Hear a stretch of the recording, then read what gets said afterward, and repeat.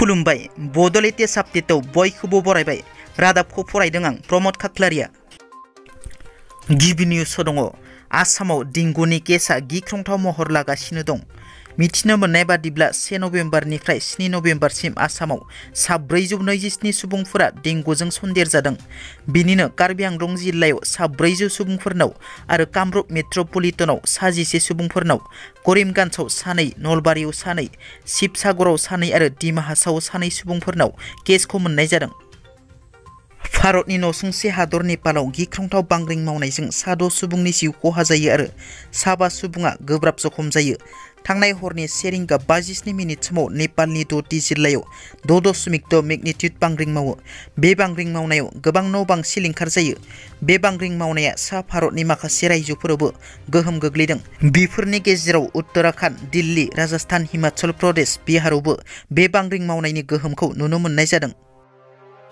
United फराम of एक्स-NDFB दाफुंनायखौ बिटिआरनि हाग्रा बिफाननि मावफुं सोद्रोमा रनजित बसुमतारिया बरायदों। मावफुं सोद्रोमा रनजित बसुमतारिया खौरांगिरिनि सिगाङाव बुङो दि बारग' NDFBनि मोननांगौ रिहेबिलिटेसन आरो मुंख्लं नखरफोरनि एक्स-ग्रेसियाया थाबैनो मोननो थांगासिनो। बिनि खालारखौ फोसावनाय जागोन। जोंनि गेजेराव एक्स-NDFBखौ लानानै राजखान्थि गेलेनो नागिरो। आं दिनै जुडिअ UPPLनि सासे सोद्रोमा आरो सरकारनिनो सासे सोद्रोमा हिसाबै बेखौ बुंनो नागिरो दि जोंनि जा सेल्फ डिपेन्डेन्ट लिभिं स्टाइल थांना थानायनि राहा बेखौ जों गावबा गावनो मावनानै लानांगौनि गोनांथि दं। मोनफ्रोमखौबो जों सरकारनि सायाव सोनारजोबनो हाया आरो मोनफ्रोमबो बुस्थुखौनो राजखान्थि गेलेजोबनो हाया। 34 बोसोर NDFBआ आर्म स्ट्रागल खालामनानै बर' समाजनि गेजेराव मोनसे सोलायनाय लाबोनो नाजादोंमोन। जिखिजाया गोरोबथानि गेजेरजों मोनसे समाधानखौ लाबोनो हाबाय। NDFBआ जुदि आर्म स्ट्रागल खालामनो हायोब्ला ग्रीन रिभलिउसनखौ मानो खालामनो हाया?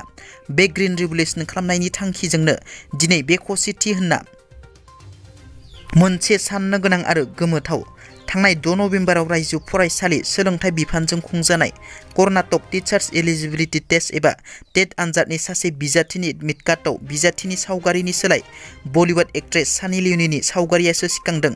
बे एडमिट कार्डआ दासान्दि ससियेल मिडियायाव गोबां गोसारदों आरो गोबां सुबुंफोरजों सावरायजादों।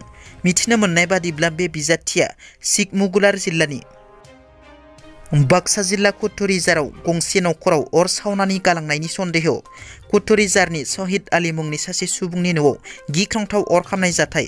बाक्सा जिल्लानि सालबारि महकुमानि बासबारि आउटपस्टनि साखाथियाव थानाय कुथुरिजारनि शहीद आलीनि न'खौ सिनाय मोनै दुथांफोरा अर सावनानै गालांनायनि सन्देह।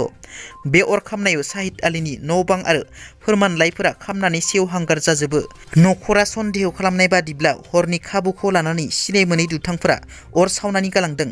बे जाथायखौ बासबारि आउटपस्टनि पुलिस हानजाया मिथिनानै जाथायथिलियाव नुजाथिहैनानै खौरां लाहैयो। दिनैनि रादाबा एसेनोसै। नोंथांमोना जुदि आंनि रादाबखौ खोनासंनानै मोजां मोनदोंब्ला अन्नानै लाइक, शेयार आरो साबस्क्राइब खालामनो दाबाव। गोजोन्थों।